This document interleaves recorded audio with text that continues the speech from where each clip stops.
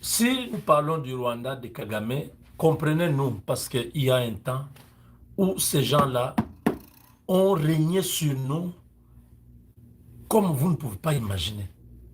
Nous étions comme des esclaves. C'est ça la vérité. Personne ne pouvait parler. On a assassiné des gens. On a fait disparaître des gens. Un régime de terreur. Une tyrannie de temps moderne.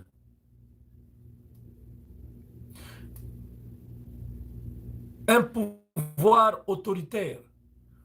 Si nous parlons aujourd'hui, parce que le vent a changé de direction,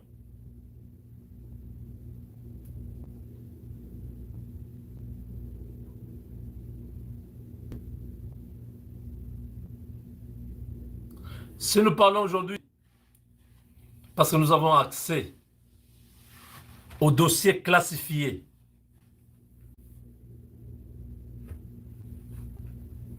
sous Donald Trump, nous allons tout voir. Trump va autoriser qu'on puisse ouvrir la boîte à Pandore.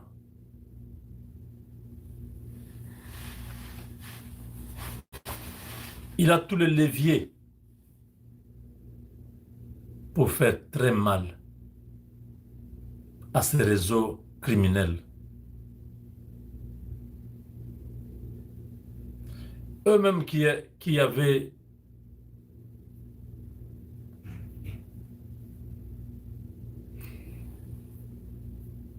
pensé qu'ils vont prendre Kinshasa dans peu de temps. Aujourd'hui, ils n'en parlent plus. Parce que aux États-Unis,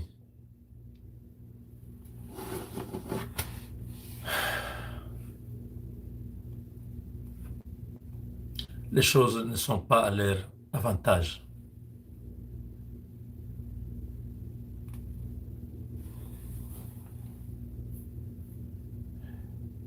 Si Chris Smith a lâché que les sanctions vont tomber, y compris Kagame. Ce n'est pas un hasard, il n'a pas parlé en l'air. C'est un congressman américain, président de la Commission des affaires étrangères du Congrès américain, c'est-à-dire de la Chambre basse. Quand ce monsieur parle, il sait de quoi il s'agit. C'est comme le poisson qui vous dit le crocodile est malade. Croyez-le. Quand un président de la commission, la plus puissante commission des affaires étrangères de la Chambre des représentants des États-Unis vous dit, les sanctions vont tomber dans les clans Kagame, y compris lui-même. Vous croyez qu'il raconte? C'est-à-dire qu'il a été dans la réunion où la décision a été prise. Voilà, ce monsieur est en train de blaguer avec la sécurité des États-Unis. Il a vendu des minerais dangereux à la Chine. En même temps, il fait la guerre à la RDC, empêchant ainsi les entreprises américaines à s'installer au Congo. Ce monsieur, on doit se débarrasser de lui. La décision est à un niveau où, un matin, le Rwanda va se réveiller.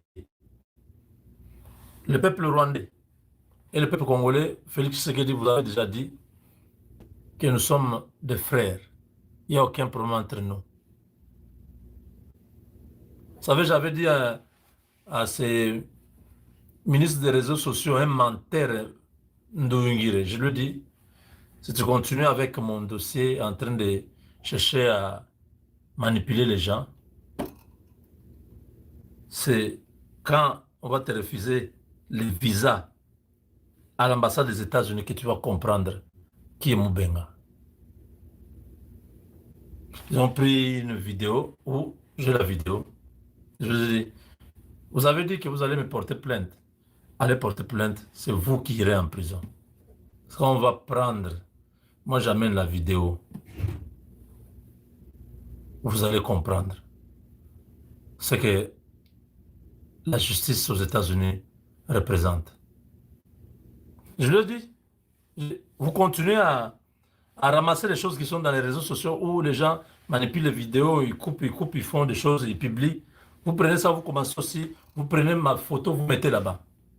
Cette publication-là, je l'ai. C'est devant un juge américain, vous aurez affaire. Vous blaguez avec les gens. Vous croyez que c'est le moment où Kagame avait encore le pouvoir de manipuler l'administration américaine. Nous avons ça en main. L'époque de Tutsi Power est passée. Oui, ça c'est l'époque de Congo Power. Quelqu'un a dit Luba Power. J'ai dit non, non. Ne dites pas les choses de Luba Power. C'est Congo Power. C'est tout le monde, c'est pas seulement les Luba qui font ce qui se passe aux États-Unis. Je connais les Congo qui sont très proches du président, qui font un grand travail dans le cercle très restreint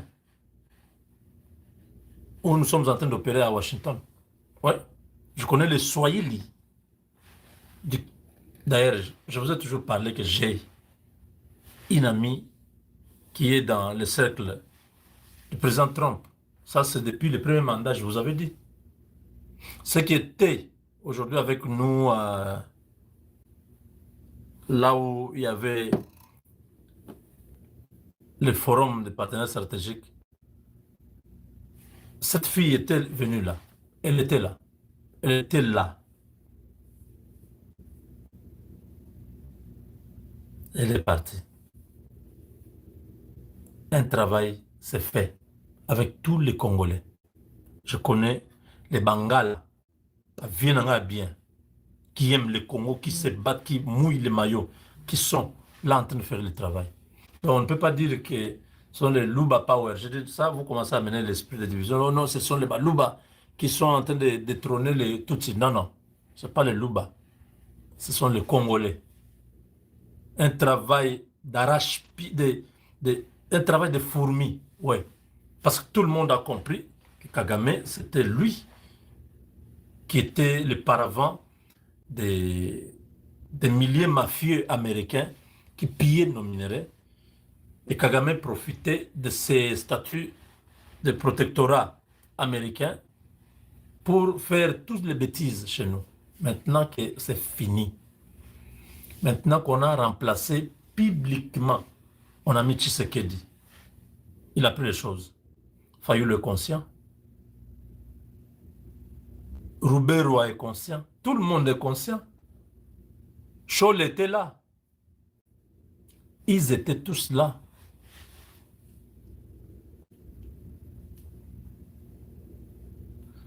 Quand nous sommes arrivés dans la réunion avec Gustave, réunion Scholl était avec Fayulu, avec Albert Moleka, avec Rouberois, avec Moïse et Kanga. Il y avait plein. Il y avait à peu près une quinzaine de personnes. Est-ce que Scholl a compris comment nous sommes arrivés dans cette réunion-là? Ils ont tous paniqué quand ils nous ont vus. On était juste venus vous saluer. On était venus juste vous voir que vous étiez là. On n'avait rien d'autre. Ça veut dire que nous voulons que le Congo aille bien. On n'a pas de problème avec ni Azares Rouberois, ni Fayulu, ni Albert Moleka, ni tout le monde qui était dans la réunion. Nous sommes tous Congolais. Faisons que le pays aille de l'avant. Vos réunions là, vos rencontres, allez faire ceci ou cela pour empêcher le Congo à décoller. Vous perdez le temps.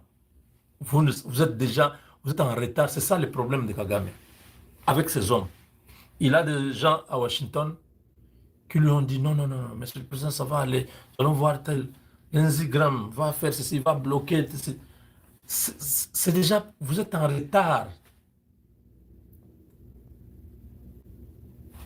En principe, beaucoup de choses devaient commencer au mois de mars. Mais tellement la pression et la demande est accrue, on a speed up les choses. Vous me voyez toujours dans les hôtels. Chez moi, je n'arrive plus à rester même 2 jours comme ça chez moi. On travaille pour le pays. On fait ce qu'il faut. Ce que je viens vous parler, c'est les, peut-être c'est les 1/10 de ce que je connais. Donc, le conseil de la rédaction, chaque matin, c'est dit, bon, on va dire ça. On ne peut pas dire ça. Ça, on va dire. Ça, on ne peut pas dire. Quand ceci va se faire, alors on va libérer ça, on va dire ça. Vous avez bien compris maintenant. Nous, on n'est pas journalistes. Nous, on communique pour changer les narratifs, les mensonges, les manipulations et tout ce qu'on était en train de gober avant. Tout du coup, moi, chimie. Toi, écoute, du connecté. Ce moment a dit, machine à loi, on met un truc là, l'essence quitte les citernes là pour entrer dans les puits. Oui, oui. Nous allons à la source. On se connecte là. À l'information. Quand on commence à spéculer, on vous dit des choses là. On sait que c'est faux. Ce qu'on vient vous dire, c'est ce qui est là. C'est pourquoi nous n'avons cessé d'insister sur ces partenariats. Les Chinois avaient beaucoup interféré pour que ça ne puisse pas fonctionner.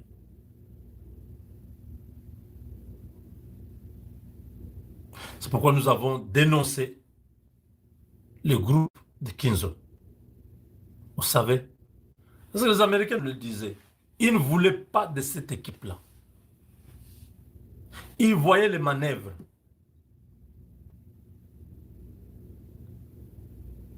Et nous, on devait dire au président, bon, le président a son style. Nous sommes tous déjà habitués maintenant. Vous attendez qu'il va enlever quelqu'un. Non, il n'enlève pas. Il regarde. Quand vous ne vous attendez pas, il enlève. Mais dans l'entretemps, il a toujours un plan B. Il a fonctionné. Et aujourd'hui,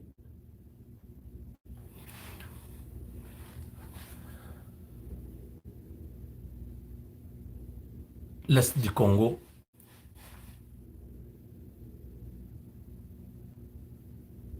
les draps de la tristesse de la mort est en train d'être enlevé.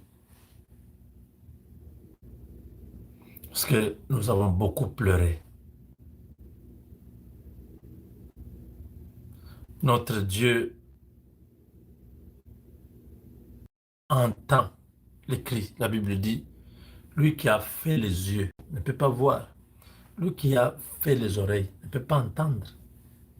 Il voit ce qui se passe. Mais comment Dieu peut laisser que Kagame soit... Allô, allô, Matondo mingi na bandeko, merci en direct bozwi Papa Ngunza. Nayoki ba question nyonso oyo botuni nga nazo répondre directement. Merci na balandi nyonso oyo bazopesa confiance, merci na ba autorité, merci na ba chaîne oyo responsable, ba chaîne na ba autorité, merci na banza bazwi nga en direct en pleine musala. Nazo répondre kaka 3 questions directement. Ndenge tokoti na mbula ya sika oyo tokobenga 2026, mvula yo ina ye ntangu, ina ye mambu, ina mpe ye mvutusulu ye mambu maonzo. Merci na banza kikongo mingi na zolo basute. Oui, bandeko moso okuta na bakatange, banani, bayoka quand même lingala oyo, eza comme langue nationale.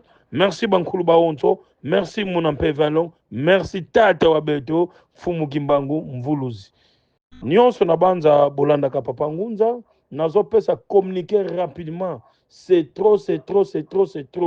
Na maladie oyo comme démoniaque.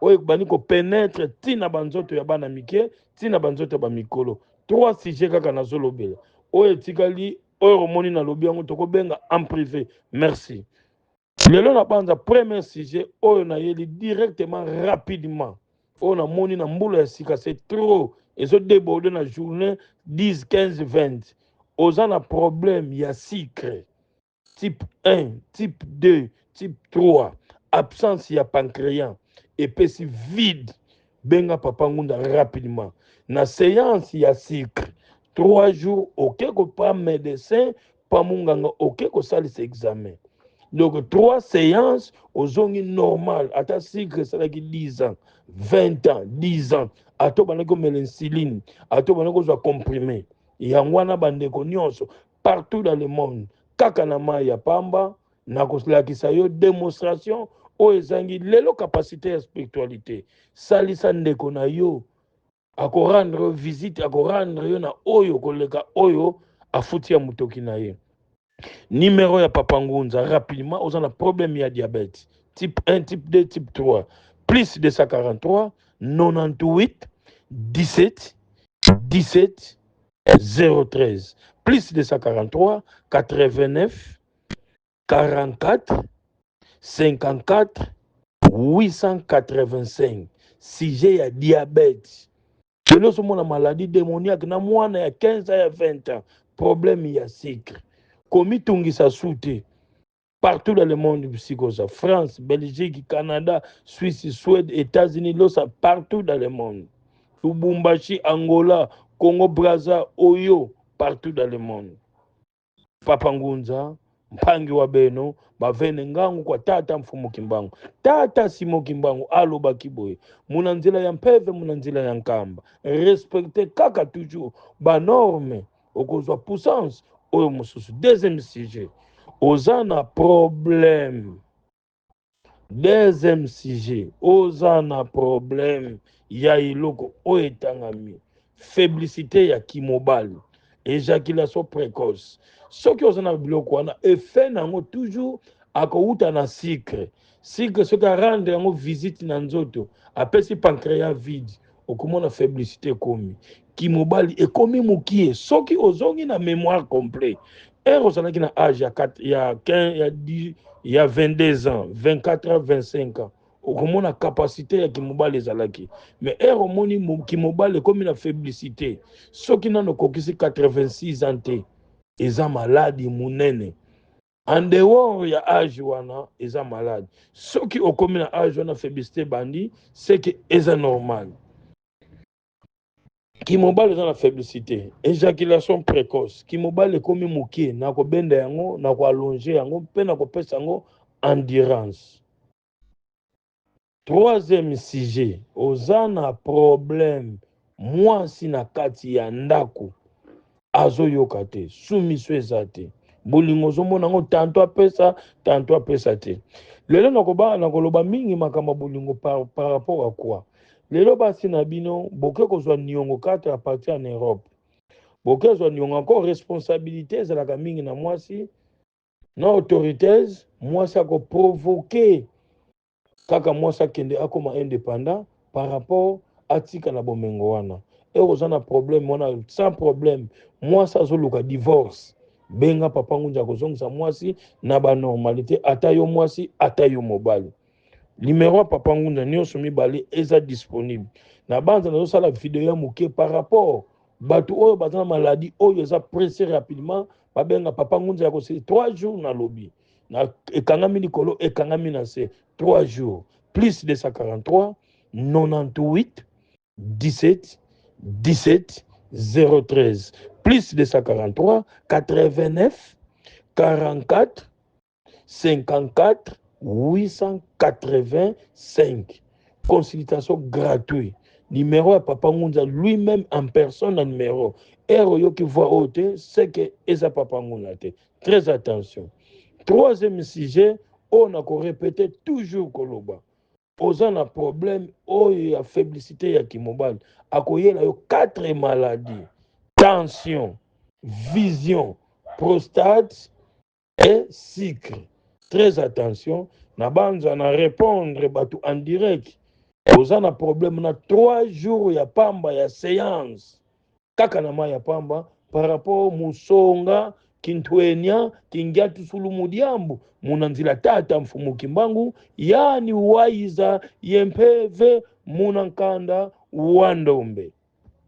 Nabanza bolanda kanga soki na répété eleki oyo ekomi démoniaque. Problème ya éjaculation précoce. Kobomba te olingi na tselo dimension nyonso olingi. Endurance, allongement. Oza na problème ya liquide ezobima su te. Oza pa mama élection malamu te benga Papa Ngunza. Oyo mosusu etikali soki oyoki te en privé okobenga Papa Ngunza aza disponible kati ya kosilisa. Mamero nyonso mibale eza na WhatsApp. Consultation eza gratuit.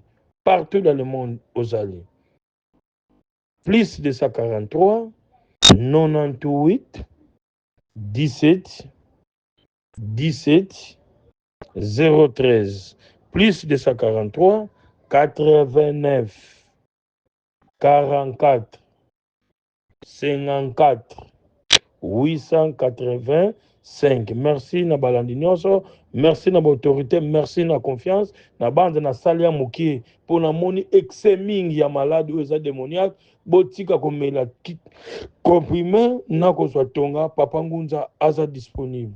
Mwasi azoyoka te, mwasi azolinga divorce, yo mobali oboyi divorce, mwasi akima yo kala 2 à 3 ans passé benga Papa Ngunza. Merci na autorité, merci na confiance au pesinga, merci na bisika boza bino pe bozo bika na nzela papa pesa témoignage kati na bandeko musuba za ba exemplaire lelo musala spiritualité comme na lukuta na kimoyibi na escroquerie sunga ndeko na yo poso moyindo poto etikala ndenge zana na kala te mutu na mutu bakuta na kate ngomba na ngomba bakuta na to respecter ba norme et ozana souci ko salisa poso moyindo soki ozana défaite ozana spiritualité oyo ezobala na te benga Papa Ngunza aza disponible, c'est le représentant légal de la science ya couronne de joie. Merci Tata Beto Mfumu Kimbangu, merci Mama Kimpavita, toujours lettre K, patriote Wabeno, Tata Wabeno Papa Ngunza. Merci ba patriote, merci Toza Bantu, ya ko démontrer. Lelo Mundela a démontré par rapport union fait la force. Totika haine en plus totika trahison. Et on a un problème, kobanga te benganga. En 2026, il y a tous les botutu. Ata malade, ça qui 4 à 10 à 20 ans. Merci Nanzela Tata Mfumu Kimbangu. Merci Mama Kimpavita. Merci Papa Nkanza Toma. Tous les banques Mubaonzo, Bambuta Baonzo, Baïsa Munanzila, Yoyo Tata Simo Kimbangu, Yani Mvuluzi, Munamaza Mankamba. Merci. Alerte, la nouvelle vient de tomber. Constant Moutamba vient de faire un message très fort depuis sa cellule, mesdames et messieurs. Vous savez que ça fait maintenant 154 jours depuis qu'on a arrêté Constant Moutamba. Alors, tu connais Bani Constant Moutamba Lobby. Nakate émission Moukoelo, restez branchés. Parce qu'il y a une minute au sol, Nabino Corneille Nanga l'AFC M23, c'est fini pour eux. Fini pour l'AFC M23, va se retrouver cloué na minute Nanga comme pour le Bilobé, la bande de Balani. Fini la guerre à l'Est, bravo Fatih Béton. Nous allons en parler dans cette émission. Polo Kagame a komi kolela na kolela komi bébé pleurniche a komi ko pleurniche parce que na minute yo communauté internationale a pétillé mon Congo. Isaiah Robeba. Nous allons en parler dans cette émission, mesdames et messieurs. Vous l'avez bien remarqué, non? Je ne suis pas seule sur ce plateau, je suis avec le grand communicateur Junior Maro. C'est avec lui que nous allons parler. Restez branchés, abonnez-vous massivement pour ne rien. En tout cas, vous vendez vraiment parce que ah toko panzanteke Moutamba Lobi nini Moutamba Lobi. Ça fait maintenant 154 jours depuis qu'on a arrêté Moutamba Bandeko ba Moutamba. Alors oh je suis Moutamba, oh je suis Moutamba, Bakima Basila. Qu'est-ce qui se passe? Nous allons parler dans cette émission pour permettre à nous ça il y a communicateur Junior Maro et puis moi je vous retrouve après. Voilà. Oui, merci Maman Davina, merci na bande retour bala na biso. Vous allez remarquer que biso to yaka a poto sola na bino vérité. Alors ceux qui bon moni biso to zongi encore pour annoncer makambo oyo boyoki donc bon s'abonner massivement, bon commenter, bon partager image et comme là, bah conduire et comme là, bande qu'on a vu on va aller toujours dans l'ignorance. Alors qu'est-ce qui se passe? Bon l'année na dossier à Constant Moutamba. Ngana bino to ebi bien Constant Moutamba depuis bakangaye ti lelo et ça déjà plus de 150 jours, donc 154 jours déjà depuis bakanga Constant Moutamba. Alors bande ko belé batuni pourquoi Constant Mutamba ayebi lisusu na kokoma lettre yazali na boloko a commis lettre. Alors Constant Mutamba a commis lettre oh so na zongi simo mwa muke boyeba ki na kolanda wapi Constant Mutamba senga ki ba na kolandela dossier na yepo basambisa ke na berer ma ele ka ki na Assemblée nationale à l'époque Vital Kamerhe azalaki président de l'Assemblée nationale. Donc Constant Mutamba yeba ki na ko réclamer eloko ya bongo ndenge pe ba yeba ki na kolandela yango na ndenge pe esukela ki nde toyebi wana. Alors bandeko o nyonso ba yeba ka na ko senga dialogue balobi ke biso ba opposant toza na posa ya dialogue ba M23 pe basenga ki dialogue lolenge bandeko nyonso oyo bazana ba parti politique ba bibengi ba opposant bazana posa ya dialogue. Alors soki boko sala dialogue boko bosana oyo bengami Constant Mutamba te yebe fasala nini azala sur les liés. Alors na lettre oyo Constant Mutamba sali premièrement Constant Mutamba za toujours na bosenga pe bolingo ya ko soutenir na mboka na ye et puis azo kamba azo landisa na selon vision ya tata mokonzi mboka aza toujours wana na kozala na sima ya vision ya tata mokonzi mboka wapi tata mokonzi mboka kei kolandela makambo ya koluka kimia ya mboka na biso. Constant Mutamba pe na boloko alimbite na kozongela bino na image moi sima vous allez comprendre que tango bayeba ki na kosambisa ndeko na biso Constant Mutamba maye eleka maki ebele. Pourquoi le Constant Mutamba kangamaki? Ce qui n'a pas sous sa mémoire.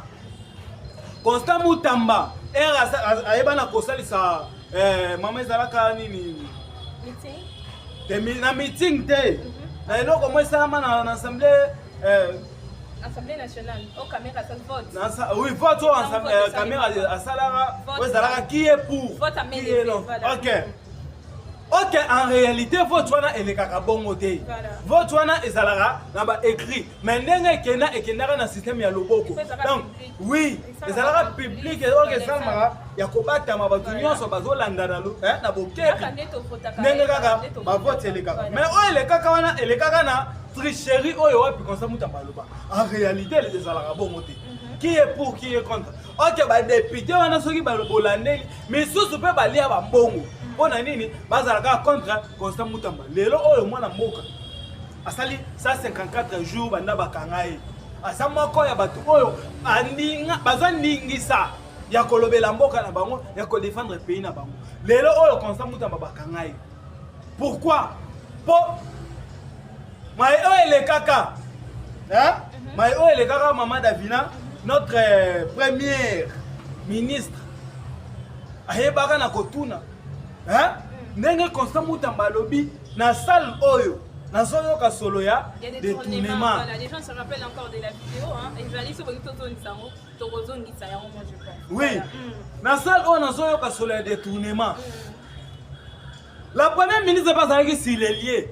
Yepe na tangu na ya lobi na ndenge nini. Yo okende koloba ke ozoyo ka solo ya détournement. Bino pe batu bola na biso bondimi yango. Ils ont déjà eloko moko boye salaki bien té entre bango mibale. Ils ont eloko moko otokoloba ebota conflit wana pays. Bandeko biso to za pour la vérité. Biso to lobaka to kosola na peuple congolais vérité. Voilà. Vérité ou soit Maman Davina na. Voilà, je pense que quand des beaucoup la ndenge junior marron ko bandeko balandi. Vous savez dossier Constant Mutamba to banda nango ou dans Assemblée nationale ou dans Mutamba qui n'a ko déposer des missions à la Cour de cassation Mutamba eko kende ko condamner Mutamba. Ba eko même Mutamba eko kende. Akei ba condamner. Vous savez comment ça s'est passé? Et après il y a quelques jours passé tout le monde a qui cour constitutionnel a fongola qui dossier Mutamba ezali non réquisitoire boyebi kaka batu ya ba droit boyebi comment ça s'est passé et comment le président de la cour constitutionnelle a kataki Marambi ya Mutamba. Ça fait maintenant 154 jours mesdames et messieurs, ça fait déjà beaucoup de jours hein ndeko marron. Vous savez mikole ko le kamba moi tolali tolamuki kaka boye menga question notre ba Mutamba ngo bakenda ba je suis Mutamba bakenda wapi ni sortie médiatique de yo kaka société ni koloba to yeba ka société santé ya Mutamba to yeba ka parce que biso santé Mutamba to yebela rango na batu oyo baza ba proche na ye c'est-à-dire batu na ye ba base na ye base ngo ya Mutamba kenda wapi. Mais bis tozana nous pour le moment toko solo la likambo etali 154 jours ekoki Mutamba aza toujours na kati ya boloko Mutamba aza toujours na kati ya cellule. Alors boye baki na dossier ya Constant Mutamba Et ça, mambo iluke la mutamba guerre. Parmi les grands mambo iluke mutamba guerre, et d'abord de 1. Tout le monde va détournement, n'y a pas de la mutamba. Pour te reconnaître, Mutamba a livré Kabila. Est-ce que vous savez, c'est là, non, mon amboka Julien Marron. Mutamba a livré Kabila à Wakeno, Toko, les militaires, Kabila, fois qu'il va s'amuser, Kabila, Boumona, Mamikaye, peine de mort, c'est Mutamba qui a osé. Parce qu'il y avait beaucoup de ministres de la justice au Baleka, Baleka, qui déjà battu Baleka. Avant Mutamba, il y a eu des gens qui étaient là. Parce que là, qu'on soit audace, il y a qu'on soit, mais Mutamba, ça n'a même pas une année. Baramoko azura asinga balunga immunité ya Kabila. C'est parmi ba combat ya Mutamba. Avant de koma na mamba détournement, avant de koma na ba kabal nyonso esanga parce que les PPRD c'est comme ça, les kabilistes c'est comme ça avec eux. Yo so sali bango likambo kanti ba bossa ni bango ba bossa na kate. C'est ce qui s'est passé avec Mutamba. Ba bossa na te ba koma ba banda ko lugele comment to ko sala. Comment to ko sala Mutamba toucher il faut pas donc Mutamba faki asimba Kabila te. Mutamba faki alonga ba immunité Kabila te et puis Mutamba c'est parmi le ministre à son époque, c'est parmi les ministres à Osaton fort pour dire que nos Kagame, mais moi je dis que tu veux yo. C'est parmi les ministres qui ont ça, la moitié au bazawana. Courage au Mutamba. Donc moi je ne peux que dire courage, ça 54 jours, c'est beaucoup. Courage à Constant Mutamba, tôt ou tard. Donc vous pouvez ça yo raison, tôt ou tard. Non, on le bas yango que non. Comment c'est l'histoire? S'éteindra. Voilà.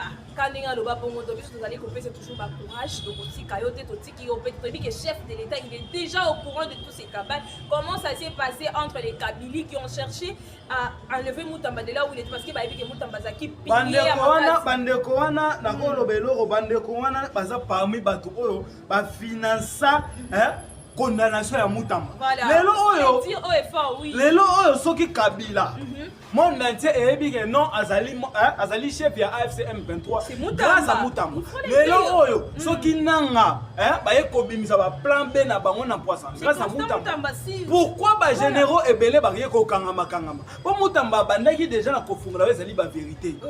Mutamba fongola ki dia makabo e bombama o batona ba bandaki ko bomba. Pas même pour parler pour dénoncer Kagame ça. Ne bandeko wana ba tchaki teti ba tchaki mutu makasi ba financer pona nini mwana mobali wana asuka lolenge bango balinge. Mais chose grave autre loba na bino ezali ke mabe ato fini ki vérité efongola on kaka.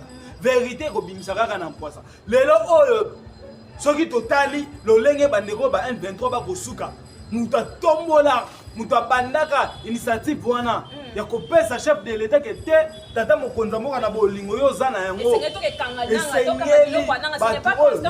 Batu oyo faut tia bango maboko, faut kanga biloko na bango, il faut landela bango vike baza ba congolais. Pour d'autres personnes ba chenda na nationalité na congolais. C'est comme ça que Mutamba parti même pour kanga biloko wananga. Alors ceux qui tolobi to zonga bandeko ba ko interpeller biso po biso to koloba nde vérité. Voilà. Ceux qui tolobi to zonga absima. Tokota la caméra pas à impliqué dans le dossier. Voilà comment ça s'est passé à l'Assemblée nationale. Vous savez comment ça s'est passé. Parce que Mutamba dérangeait beaucoup les kabylistes. Je l'ai dit haut et fort que non. Mutamba azali ko déranger bakabili. Azali ko déranger bakabili. C'est pourquoi on a tout fait pour na koluka ko ça nini. Koko isaye. Allô? Allô? Oui, bonjour, c'est Masson, la député.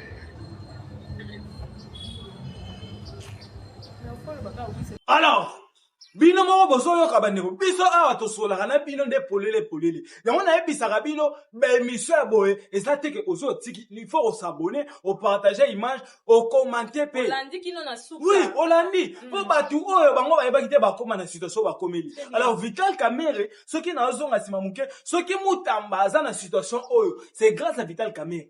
À l'époque, ceux qui t'ont landé là, qui n'est pas qui bon, Mutamba, qui n'a kozwa. Ceux qui t'ont landé là, qui en réalité, qui était, Mutamba, qui n'a kozwa, bon, à déplacer, en haut, to linga qui n'est to comprendre que t'es dans la situation azali, c'est normal. Alors, boy, qu'on landé la marama, mon moni, que bon, ezaka toujours. Place fois, et puis, c'est bino que ezali. Kaka na compte, bino botindaki. Bandeko na ngai Vital Kamerhe yo zalaki président oza mieux placé ya kotalisa bandeko bazalaki na inconscience que te makambo ezalaka boye te ezalaka boye po soki totali ba expert bayaki ba expert makambo balobi et bimi kutu témoins Moutounion Soyaki, ancien ministre de la Justice, Maman Rose Moutombo. Il y a eu beaucoup de témoins. Au final, vu que Zaki n'a déjà Kabad Bandeko Balance. Il a déjà Kabad Salima qui déjà. Il y avait même des gens qui partaient quand le dossier Moutamba a dit au chef de l'État ou non, qui Bakani Moutamba, ceux qui Moutamba démissionné, tu peux perdre investisseurs, tu peux perdre ambassadeurs. Beaucoup de révélations dans le dossier Moutamba. Parce que quand on va citer les noms, comme au Bénin, au interpellation, puis surtout interpellation, on a pas ça qu'on servait au mot donc. Allez-y comprendre, au moment opportun, tu raison à la combo parce que comme vous avez dit que non gouvernement, remaniement, ça, les mapotes, on dialogue, parce que dialogue, ils ont si vous l'avez dit, et l'obéla, tata, mon compte, le dialogue, ils ont tout ça dialogue, nananga, mutabomi, tout ça dialogue, nanana, Kabila, ancien président, comme un rebelle. Donc, Ekosimba, allez-y comprendre qu'il y a un remaniement, nous allons revenir pour citer les noms, puis au monde, gouvernement, la taille réduite selon nos informations vraies, autres, fiables, et que la taille réduite, parce que, bako balaye, bakabili nyonso. Bako balaye, incompétence, bako balaye, parce qu'il y en a bateau, basala, que Moutamba, c'est retrouvé là où il est, bako balaye, et comme ça, vous allez voir dans les jours à venir. Tokozon, après, nous retang les bino, bako, pour le moment, nous ne sommes pas encore permis, il y a autant à bakom, donc voilà ce que je peux dire, dans son ciment, le pas, il y a communicateur marron. Alors, le lot aurait que le bamarambo, nous se commet, hein, le commissaire qui est le Vital Kamere, à sa pourquoi on voit que le babo maman d'Afrique? Est-ce que Vital Kamere en cause dans le bando, il y a Vital Kamere dans Vital Kamere, Azala qui présente l'Assemblée nationale. Voilà. Assemblée nationale, les ça, bango bazawana, pona, ko dénoncer vérité. Pona ko appuyer, ko beta sete na makambu, oyote, sala maboyote. Mais Azala qui wana, azota la nyonso. Lelo tito komi ko découvrir ba vérité, mususu na sima. Pour lelo, maman soki na ota la bateau, bakanga, bacha maboko, ba généraux, bazala ki complice, ba bande ko lia na mokonza mboka. Ba traître. Ba nzoka basa ba traître. Mais, Assemblée nationale, il fallait qu'il ait dénoncé Makambo depuis.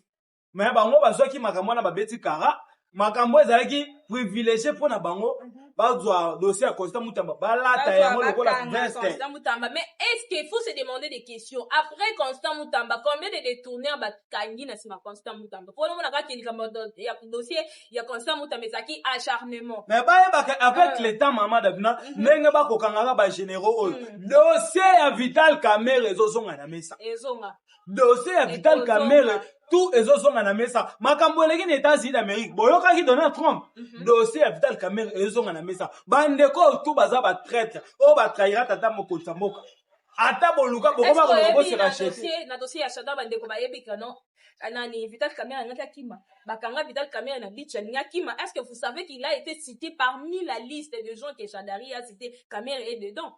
Donc, vous allez voir dans les jours à venir, dossier on est kozonga. Dossier te kozonga. Nana yebaki ke dossier à Joseph Kabila lelo yozala au toile boy. Nana yebaki ke dossier ya Chadari. Nana yebaki ke dossier ya nani mususu na bango bakanga ki oyo. Obemina kozonga en place. Ils sont nombreux à la liste. Nana yebaki ba généraux wana bakokanga. Alors, boy, il y a dossier tout. Et qu'on a mesa. Pourquoi? Les lots Moutamba soki abimi. Na prison. Bandeko. D'ici là. Dialogue. Et so salema.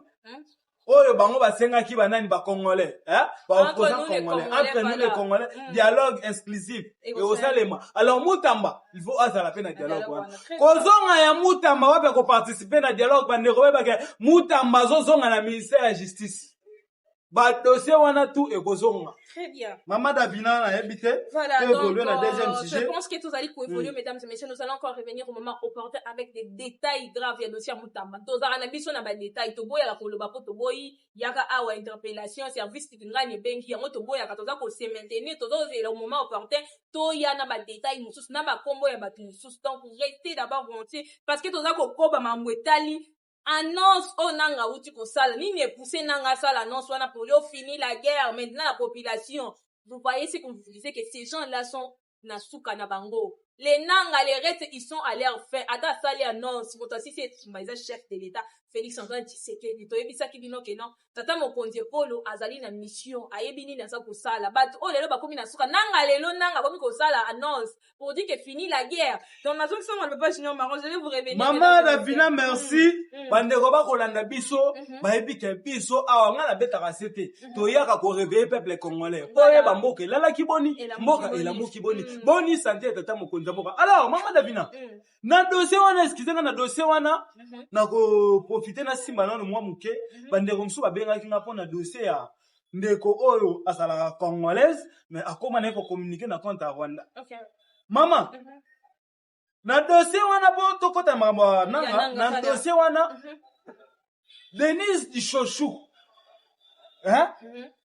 bandeko ebele bayebaki te ayebaki na kokende na Kigali. Azalaki na Kigali, oui. Oui, na koyeba so pourquoi nanga epi na koloba ba vérité wana. Denise Dishoshu akendaki Kigali. Très bien. Kolongwa Denise Dishoshu elongwa Kigali. Ake Goma. Kolongwa Goma azongi Rwanda. Kolongwa Rwanda Kigali. Ake susu Rwanda. Mama mwambongo ne ya mawa bayebaki na kopesa ye po na communication ne ba communication. Ndenge bakumisaka bango. Na mwa mapapa ya sombaki. Mama bayibiye na mbongo. Bayibiye ba mapapa. Bayibiye ba téléphone. Na episode Denise Dishoshu a commis lisusu kofinga ba Rwandais. Mais est-ce que cette dame d'abord, moi je trouve que cette dame a un problème sérieux, hein? Je pense qu'elle était parmi bateau faut pas qu'il na tellement fait na ça ne peut pas revoir tout ya dame wana parce que moi je pense que ce n'est pas un vrai patriote. Ah bon mérite so ba yibi nga bi ba continuer ce ko yiba so azaka kuna ba continuer ce ko yiba baza batu oyo baza batu balingaka nakolo ba wana bananga ba mitema moko. Voilà. Pourquoi baza pona ba intérêt na bango ba yibie abalukeli bango akomi kofinga bango aleki na live alobi ba kosala nga mabete po ba yebike ba réseau belé ezolandelela bango dans soki basiminga ata linzaka bakoza problème na Congo omona ke akomi suko luka moyen nini akozonga azonga lisusu azongisa motema na ye epa ba congolais tandis que yafingaki ba congomani alobi ke te Rwanda ceci cela Rwanda ebongi azoposana ke Rwanda lelo soki ebongi makadame koma kitoko eza mongo na biso eza ba minere uti na RDC awa ne ebongi simboka na bango biso nde toyebaki ke muto azali wana azalaki congolais horaire biso tosalaki yango wana soki toyebaka kazalaka Rwanda azotonga Rwanda yaya bandaka la mbele tosimba deya bamabanga tosimba oyo tokokaki kosimba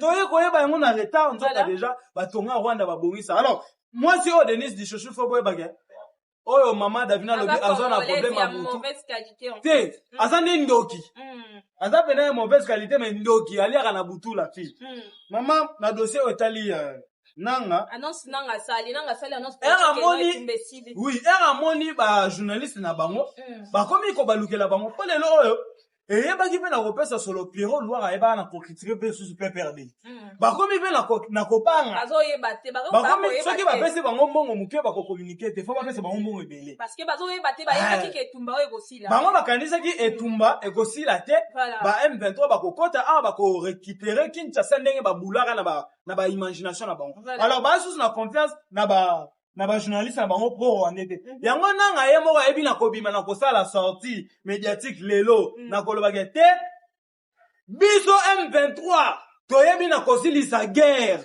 gouvernement ya AFC M23 esilisi guerre entre RDC na Rwanda grâce ya intel donc bazui effort ya tata mokonzi mboka oyebi mutu soki akomi na suka na vie mais batikaka te balembaka te bazodiembela oui mutu soki akomi na suka na vie ayeba te asala nini akoma akoluka tous les façons akoya na nzete nini tata mokonzi mboka bundi na ndenge na ye na makasi na ye ya kimobali tous les congolais azomona baeffort bato mosusu babengaka nga Junior Marron boni tata mokonzi mboka bavoyage ebele boye akopema te mais bato wana bazali conscient bazomona ba déplacement ya mokonzi mboka ba aller retour. Écoute un peu na kolingana basbayo kana na tenge donc moi discours on nga lobi muke écoutez ce que nanga dit parce qu'il vient de faire le discours à Sali annonce à Sali et ça même pas il y a une heure de temps passé. Écoutez ce que nanga dit ceci. La guerre est désormais finie grâce à l'implication de toutes les autorités de l'AFC M23. Goma respire désormais les calmes de la paix. Les populations peuvent à présent, les populations peuvent à présent dormir en toute quiétude. Je vous annonce que la guerre est finie. Écoutez un peu Nangal. Je vous annonce que la guerre est finie et que nous passons désormais au développement. Nous entamons à une nouvelle phase, celle de la reconstruction.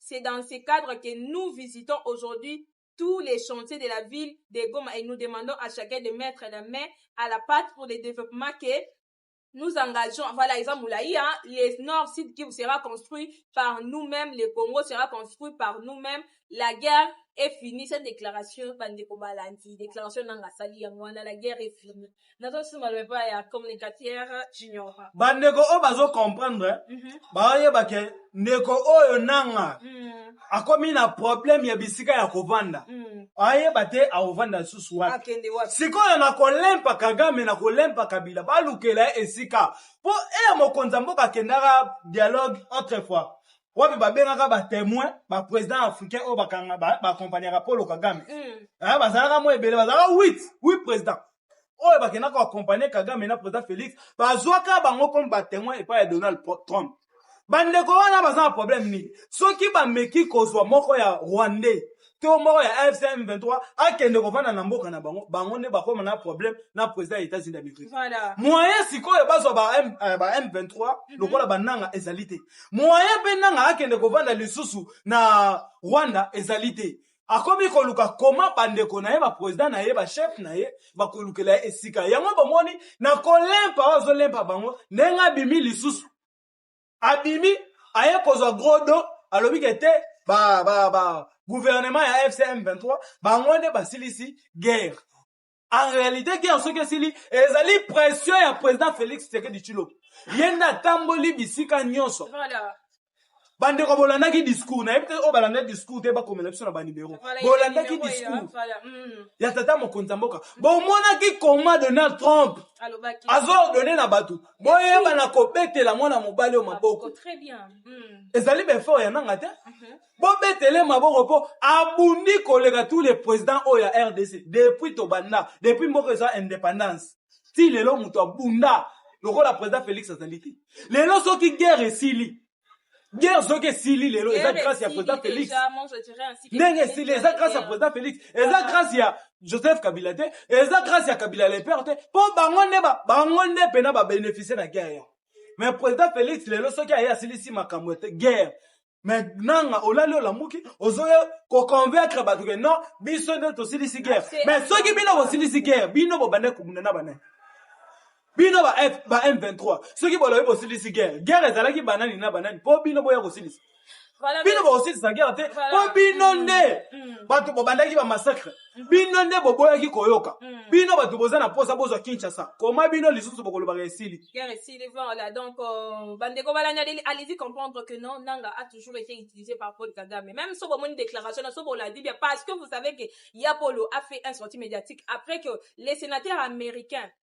oh yeba ki koloba ke faut ba pesa Rwanda ba sanction moko azali ko mériter ba sanction moko sévère faut ba pesa pour le Kagame ba sanction même na ba partenaire na ye il faut ba zo ba sanction sévère donc nanga nda bimi bongo eza susukaka pour le Kagame mutatindi bima ke esa déclaration parce que nanga a fait que répéter c'est que Donald Trump a toujours dit que non fini déjà la guerre j'ai fini la guerre pourquoi nanga lelo bimi batinde ce pas ya polo parce que ya polo na mini tu comme na bébé akomi kolela oh ngai je m'en fous et allez-y vous faire foutre donc il est déjà à la fin allez-y comprendre que non bandeko balandi tumba oh nani alongi yango za Félix Antoine Tshisekedi Tshilombo tous ces gens là pas pour sanction na bango pour dialogue pour exact nanga ana sanction na ye obomaki ba kosambisa yo osalaki bodon o nyoso lonaki yango ndo osala nini okobuka donc allez-y comprendre mesdames opomaki na mbeli okokufa na mbeli voilà donc lelo oyo bandeko bakomona ke ezala nanga ye moko aza sous leste nanga bana obule nini mama Dafina nanga za leste pourquoi po amoni ke bisika oyo alingaka récupérer le carré minière na ye ezalaki na guerre oyo ye asalisi nzoka nakobosana ke chef na bango roi na bango Kagame ye moko santé eza sous leste mpona nini Kagame na mutu na ezalaki kaka yende chouchou ya ba-américain. Voilà. Kagame international ya ye. Mutoko boto le sika wana ya ye asalite. Kagame mikomisa chouchou na koza minéré ya ba-congolais. Côté que la communauté internationale. Elo ete kama exemple na 500 francs ye arepesa ngo na 200 po balinga ye mingi. Arepesa na 200 francs po balinga ye mingi. Baso te kamo butu andimaki teke ba-américain bakoki kobalukela ebongo lelo ba-américain bakoki kocomprendre ke minere oyo Kagame azwaka eza nde ya Félix Tshisekedi Tshilombo oli tokende koyiba eske boyebi ke mutu asombaka eloko epa moyibi bakokanga ye eza moyibi aye kotekela eloko yo sombi bakokanga yo mpe ba-américain batali kete mutu ana minere ye ndenge ni biso tokosomba minere pa mutu ayibaka aye kotekela biso Et quand on va la biso un jour. Alors, tout solo la na muto aza ne loko na maboko. Ole ke te ke négocier et pas ya muibi. Voilà. Alors, directement bakei ko négocier na tata mokonza mboka. Ne ba solo lina ewana. Ne bomoni balobi soki toye baka depuis longtemps que yo ne pena. Malgré ba no ça l'assemblée. Mais RBB na posa pour Félix Tshisekedi Tshilombo. Diplomatie oya sali et troublé va même bango moko bato bazalaki pour Kagame. Bango mo bazaki pour Kagame mais et troublé bango moyen ba soutenir les associés pour monde na tieso mona. Monde na tieso mona soki lelo oyo Donald Trump posali mabe monde na tie koloba. Même Macron et pesi Paul Kagame. Macron lelo oyo bande rebelle bakamoki ne président Félix akenaki France. Macron lelo andi mateke guerre ici. Voilà. Pour bango vraiment besoin qui soutient ya ko soutenir ne Rwanda. Tina ba club na bango ebetaka. Équipe football. Ba koma bena visite Rwanda. Donc ba yebaki ke awa ne biso to ko bongela. Na minéral RDC au Rwanda yela biso to ko bongela ne awa. Mais lelo chose grave, ba moni Donald Trump a ordonné batu. Bon bete la président Félix Mabo. Alonye tumba, abundi. Ah, bah, Congomani. Peuple congolais. Si vous y a boye, yo congolais, au Koya, au Lubika, Félix Falongwa. Félix Falongwa. N'a évité. Toko Longola Félix, Toko Tchako, qu'on a bino. N'a évité beaucoup, mais là, n'a pas commentaire, au bazar congolais. Voilà, je pense que. Comme ils sont dans un apôtre à Moutou. Ouais. Oh, il y a un abonnement, peuple congolais. Dans un apôtre à Moutou. Oh, à quoi changer ces biso, à quoi changer ces mokanabiso. Toko développer toujours et toujours. Maman, la venue, n'a pas ça à l'obo, katina maloba. Non, je pense que nous sommes en train de chuter et puis bah, vous retrouver sur la deuxième partie. Vous savez que la télévision, c'est l'État, donc, on le signal derrière. Retrouvez-nous dans le deuxième épisode. Alors, bande robo Rolanda bomonde bakatinga maloba espace ezalaka ya kofuta. Espace ezalaka ya kofuta la soki ba sali biso boy. On va comprendre il faut sous kopesa moi quelque chose pour to se réabonner encore pour comprendre que TV zalingonga. Merci maman Davina bande roba numéro na biso ezali wana. Voilà mesdames et messieurs, partagez cette émission au maximum, aimez, likez, abonnez-vous massivement si vous n'êtes pas encore abonné pour ne rien manquer parce que fini la guerre. Applaudissez de là où vous nous suivez pour le président de la République Félix Antoine Tshisekedi Tshilombo, diplomatie et fouti. Oh, bataille pour le bataille au Kende, au tambola, lelo, guerre et sili, mesdames et messieurs, retrouvez-nous dans la deuxième partie. Ouais, c'est un modèle. Et c'est mon makasi. Oui,